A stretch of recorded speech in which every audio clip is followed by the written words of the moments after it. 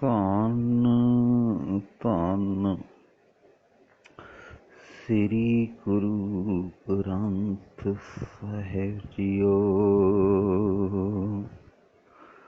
ਅੰਕ 51 ਅੰਕ 51 ਸ੍ਰੀ ਰਾਗ ਮਹਿਲਾ ਪੰਜਵਾਂ ਘਰ ਛੇਵਾਂ।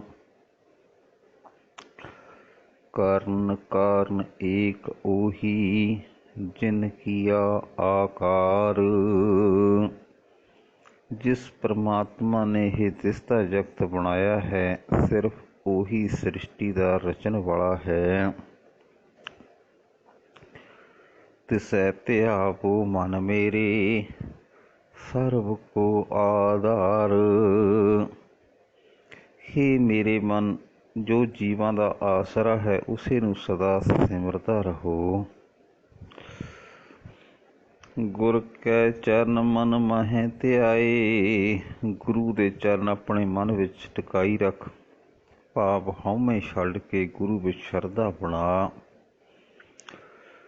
ਛੋੜ ਸਗਲ ਸਿਆਣਪਾਂ ਸਾਚ ਸ਼ਬਦ ਲਿਵ ਲਾਏ। ਰਹਾਓ, ਆਪਣੀਆਂ ਸਾਰੀਆਂ ਚਤੁਰਾਈਆਂ ਛੱਡ ਦੇ। ਗੁਰੂ ਦੀ ਸ਼ਬਦ ਦੀ ਰਾਹੀਂ ਸਦਾ ਸਥਿਰ ਰਹਿਣ ਵਾਲੇ ਪਰਮਾਤਮਾ ਵਿੱਚ ਸੁਰਤ ਜੋੜ। ਰਹਾਓ, ਦੁੱਖ ਕਲੇਸ਼ ਨਾ ਭਉ ਵਿਆਪੈ, ਗੁਰਮੰਤਰ ਹਿਰਦੇ ਹੋਏ। ਜਿਸ ਮਨੁੱਖ ਦੇ ਹਿਰਦੇ ਵਿੱਚ ਗੁਰੂ ਦਾ ਉਪਦੇਸ਼ ਸਦਾ ਵਸਦਾ ਹੈ, ਉਸ ਨੂੰ ਕੋਈ ਦੁੱਖ, ਕੋਈ ਕਲੇਸ਼, ਕੋਈ ਡਰ ਪੋ ਨਹੀਂ ਸਕਦਾ। ਕੋਟ ਯਤਨਾ ਕਰ ਰਹੇ, ਗੁਰ ਬਿਨ ਤਰਿਓ ਨ ਕੋਇ। ਲੋਕ ਕਰੋੜਾਂ ਹੋਰ ਯਤਨ ਕਰਕੇ ਥੱਕ ਜਾਂਦੇ ਹਨ, ਪਰ ਗੁਰੂ ਦੀ ਸ਼ਰਨ ਤੋਂ ਬਿਨਾਂ ਉਹਨਾਂ ਦੁੱਖਾਂ ਕਲੇਸ਼ਾਂ ਤੋਂ ਕੋਈ ਮਨੁੱਖ ਪਾਰ ਨਹੀਂ ਲੰਘ ਸਕਦਾ। ਦੇਖ ਦਰਸ਼ਨ ਮਨ ਸੁਧਾਰੈ, ਪਾਪ ਸਗਲੇ ਜਾਹੇ। ਗੁਰੂ ਦਾ ਦਰਸ਼ਨ ਕਰਕੇ ਜਿਸ ਮਨੁੱਖ ਦਾ ਮਨ ਗੁਰੂ ਦਾ ਆਸਰਾ ਫੜ ਲੈਂਦਾ ਹੈ, ਉਸਦੇ ਸਾਰੇ ਪਹਿਲੇ ਕੀਤੇ ਪਾਪ ਨਾਸ਼ ਹੋ ਜਾਂਦੇ ਹਨ। ਹਉ ਤਿਨ ਕੈ ਬਲਿਹਾਰਨੈ, ਜੇ ਗੁਰ ਕੀ ਪੈਰੀ ਪਾਹੇ। ਮੈਂ ਉਹਨਾਂ ਭਾਗਾਂ ਵਾਲੇ ਬੰਦਿਆਂ ਤੋਂ ਕੁਰਬਾਨ ਹਾਂ, ਜਿਹੜੇ ਗੁਰੂ ਦੇ ਚਰਨਾਂ 'ਤੇ ਢਹਿ ਪੈਂਦੇ ਹਨ। ਸਾਧ ਸੰਗਤ ਮਨ ਵਸੈ, ਸਾਚ ਹਰਿ ਕਾ ਨਾਉ। ਸਾਧ ਸੰਗਤ ਵਿੱਚ ਰਿਹਾ ਸਦਾ ਸਥਿਰ ਰਹਿਣ ਵਾਲੇ ਪਰਮਾਤਮਾ ਦਾ ਨਾਮ ਮਨ ਵਿੱਚ ਵਸ ਪੈਂਦਾ ਹੈ। ਸੇ ਬੜ ਭਾਗੀ ਨਾਨਕਾ, ਜਿਨਾ ਮਨ ਇਹੋ ਭਾਉ। ਹੇ ਨਾਨਕ, ਉਹ ਬੰਦੇ ਭਾਗਾਂ ਵਾਲੇ ਹਨ ਜਿਨ੍ਹਾਂ ਦੇ ਮਨ ਵਿੱਚ ਸਾਧ ਸੰਗਤ ਵਿੱਚ ਟਿਕਣ ਦਾ ਇਹ ਪ੍ਰੇਮ ਹੈ। ਸ੍ਰੀ ਰਾਗ ਮਹਿਲਾ ਪੰਜਵਾਂ। ਸੰਚ ਹਰ ਧਨ ਪੂਜ ਸਤਿਗੁਰ, ਛੋੜ ਸਗਲ ਵਿਕਾਰ। ਪਰਮਾਤਮਾ ਦਾ ਨਾਮ ਧਨ ਇਕੱਠਾ ਕਰ, ਆਪਣੇ ਗੁਰੂ ਦਾ ਆਦਰ ਸਤਿਕਾਰ ਹਿਰਦੇ ਵਿੱਚ ਵਸਾ ਤੇ ਇਸ ਤਰ੍ਹਾਂ ਸਾਰੇ ਵਿਕਾਰ ਛੱਡ।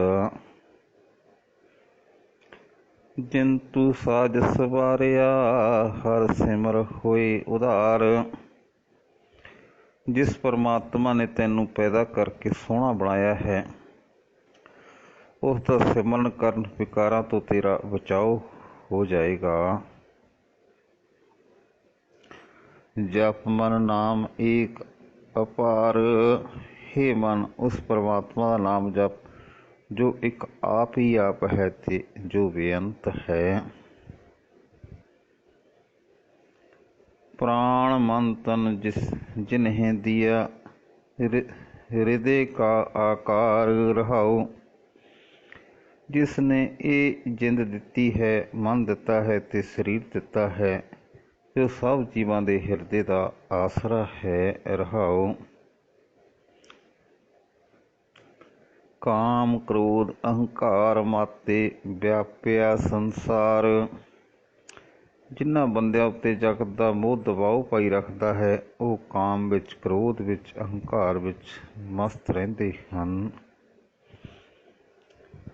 ਪਉ ਸੰਤ ਸਰਨੀ ਲਾਗ ਚਰਨੀ, ਮਿਟੇ ਦੂਖ ਆਧਾਰ।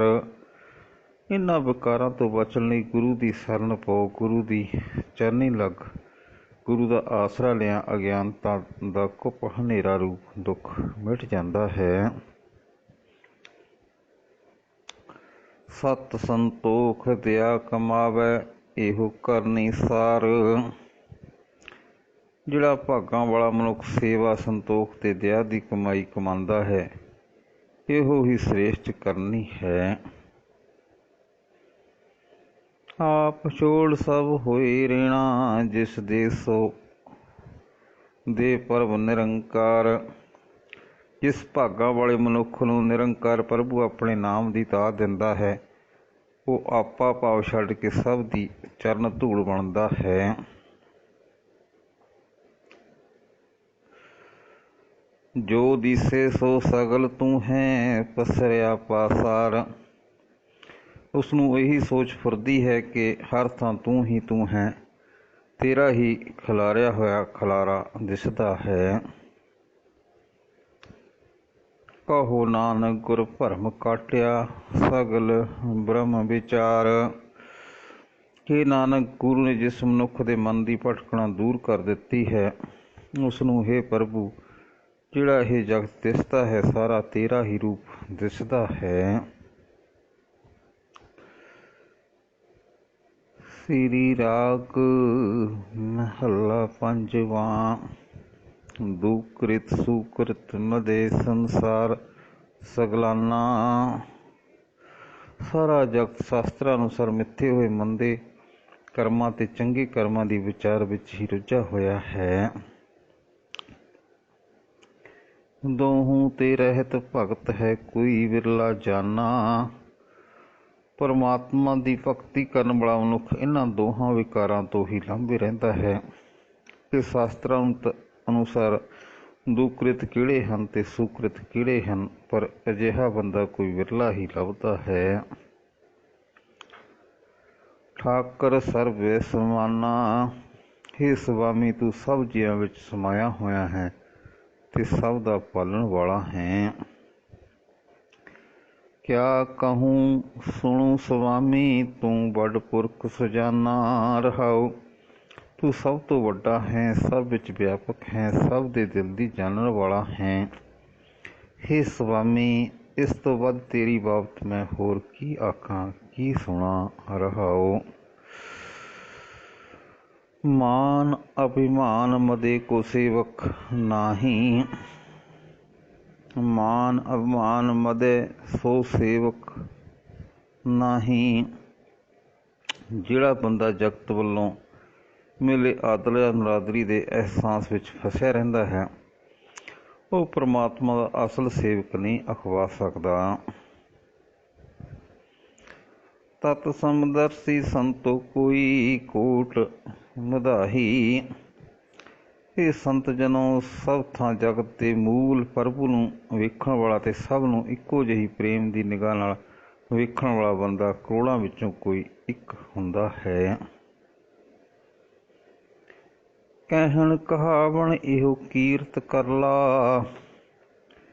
ਗਿਆਨ ਆਦਿਕ ਦੀਆਂ ਗੱਲਾਂ ਨਿਰੀਆਂ ਆਖਣੀਆਂ ਜਾਂ ਅਖਵਾਣੀਆਂ, ਇਹ ਰਸਤਾ ਹੈ ਦੁਨੀਆ ਤੋਂ ਸੋਭਾ ਖੱਟਣ ਦਾ।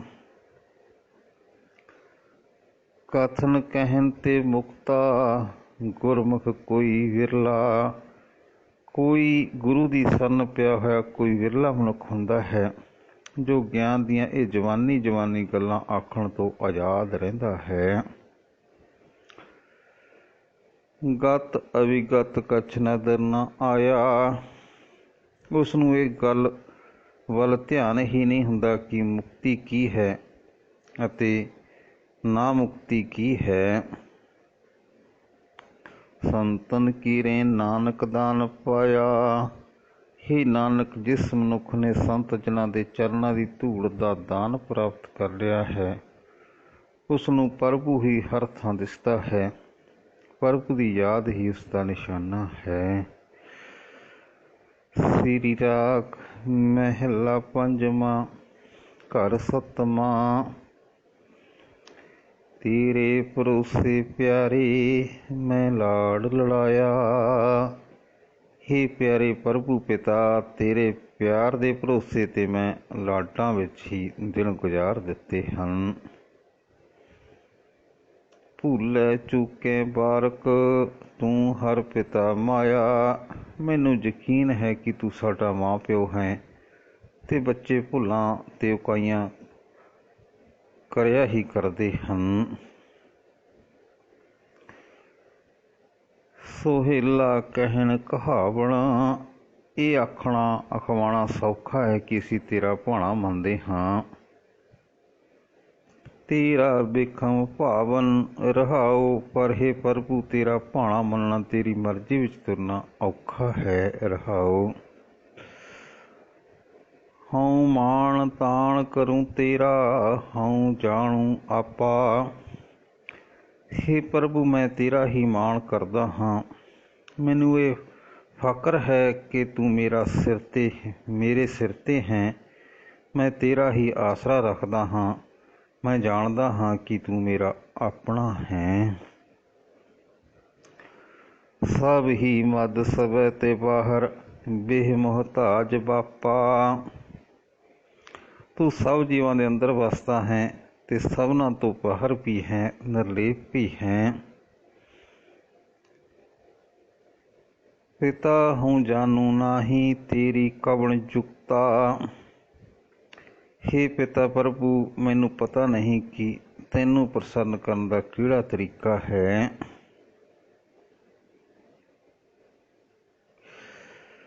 ਬੰਧਨ ਮੁਕਤ ਸੰਤੋ ਮੇਰੀ ਰਾਖੈ ਮਮਤਾ।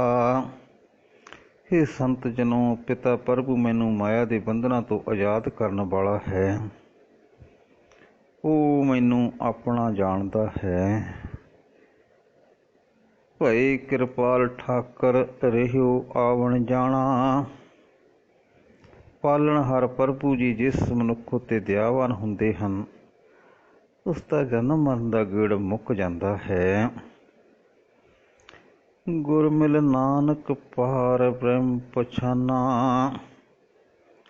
ਹੇ ਨਾਨਕ, ਗੁਰੂ ਨੂੰ ਮਿਲ ਕੇ ਹੀ ਉਹ ਮਨੁੱਖ ਉਸ ਬੇਅੰਤ ਪਰਮਾਤਮਾ ਨਾਲ ਡੂੰਘੀ ਸਾਂਝ ਪਾ ਲੈਂਦਾ ਹੈ। ਗੁਰ ਮਿਲ ਨਾਨਕ ਪਾਰ ਬ੍ਰਹਮ ਪਛਾਨਾ। ਵਾਹਿਗੁਰੂ ਜੀ ਕਾ ਖਾਲਸਾ, ਵਾਹਿਗੁਰੂ ਜੀ ਕੀ ਫਤਿਹ।